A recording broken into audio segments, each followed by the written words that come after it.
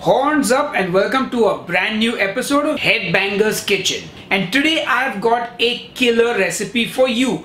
We are going to be making some chicken tikka. Now this is my low fat, almost anabolic, high protein chicken tikka that you can eat just as it is. You can put it in a wrap. You can even eat it with some rice.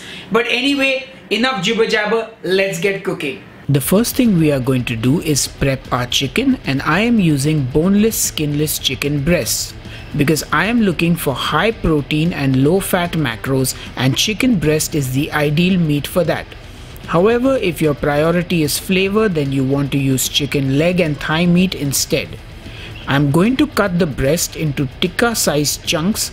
I mostly like to use this as a filling for my wraps, so I prefer nice big pieces. That way they don't fall out of the wrap.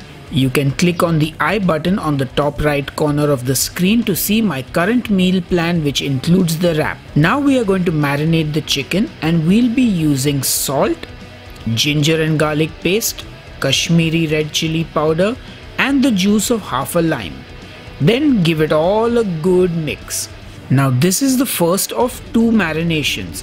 We'll marinate the meat twice for maximum flavor. You want the chicken to sit in this first marination for about 15 to 20 minutes. Now for the second marinade, I'm going to need some hung curd, which is basically plain yogurt from which some of the water has been squeezed out.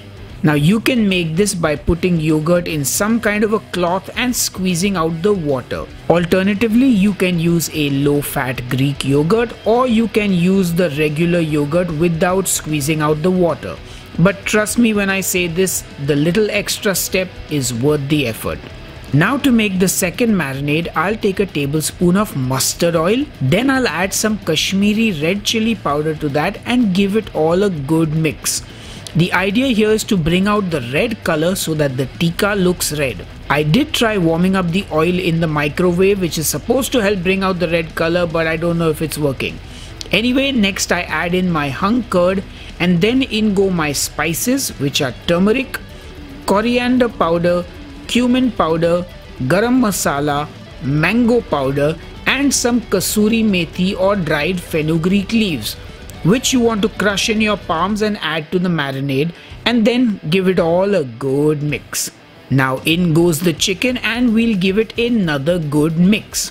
However, I did feel like my chicken tikka wasn't looking red enough, so I decided to use a drop of red food color, and that is really going to give it that restaurant-like color. Of course, this is completely optional. I mean, no one's going to be looking at your kebabs, but my kebabs are on display here on the internet, hence I got to get them photo ready. Anyway, let the chicken sit in this marinade for about 30 minutes to an hour, but honestly, you can keep it even longer or overnight in your fridge as well.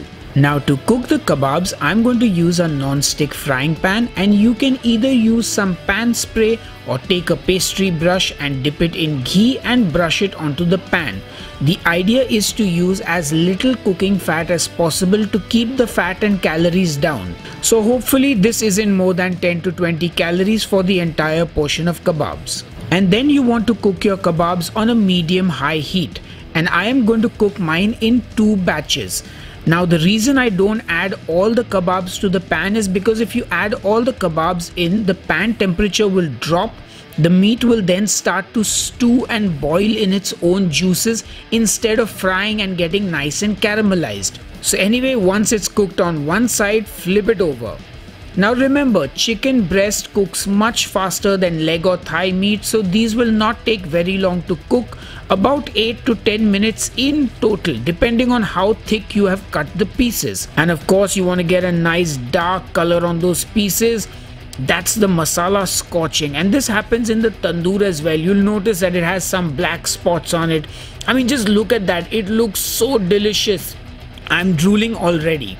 Anyway, once that first batch is done cooking, remove them from the pan, and then of course you want to add in the second batch and fry those till done.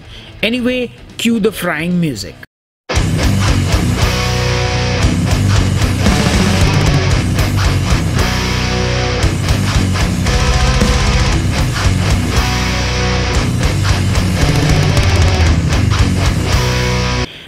now that your kebabs are cooked, you can fill up your plate with all those delicious kebabs and serve it with a nice green chutney and then finish it with some sliced red onion. We Indians love our raw onions with our food, and of course some fresh coriander as well.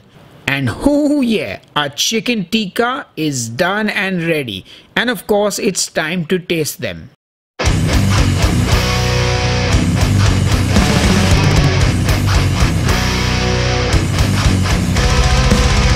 Alright folks, so it's time to taste the chicken tikka, and look who's here.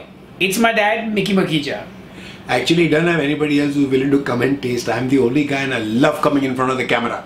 Yeah, my mom doesn't want to be in front of the camera, neither does my wife. So here's my dad, and I've given him just one piece of the chicken tikka because it's basically my meal prep for the rest of the week. Anyway, taste it, let me know what you think. You know, these things have got to get either a lunch tasting session or a dinner tasting session. This after lunch having a meal is a bit... Oh, that's pretty good. He has outdone himself today. This could be served in any excellent restaurant and it will pass muster. Undoubtedly.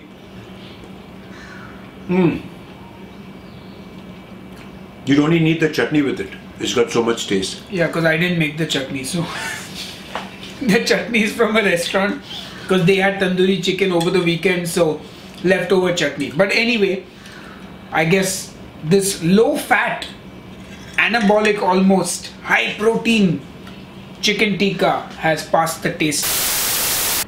Alright folks, so my camera abruptly stopped recording, but do you give this the thumbs up, the horns up? Absolute thumbs up, horns up and fork up, whatever. But awesome. It's all up. So my dad has approved the chicken tikka, and I'll see you on the next episode of Headbangers Kitchen. Till then, cheers and keep eating. There might be a little slide that comes and says sorry for the break. Okay then. I give it a fork up. I don't know whether it works or no. This thumbs up and this and that. It's horns up. Fork up. Fork up sounds bad. No, fork up. Not... This is what you eat with. I mean, this is what makes it go into your mouth and you enjoy the taste.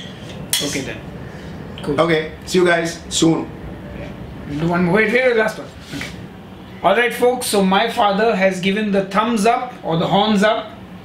Whatever you want, it's all up. Amazing stuff. Awesome. So it's got... do it again, sorry. Alright folks, it's time to taste... Well, my dad's back to taste it with me. No, let's do that again. Oh, you took away the whole plate of tikka? Yeah.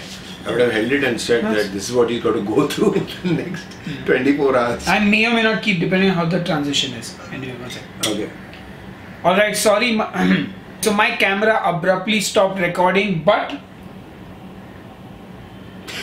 I'm just figuring out the... Yeah, see what you're saying, no? No.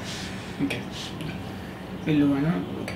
Alright, so my dad has given the chicken tikka his seal of approval. What's happening to me? Yeah, sometimes that happens. No, but it's happening a lot these days. Right, it happens to everybody a lot these days.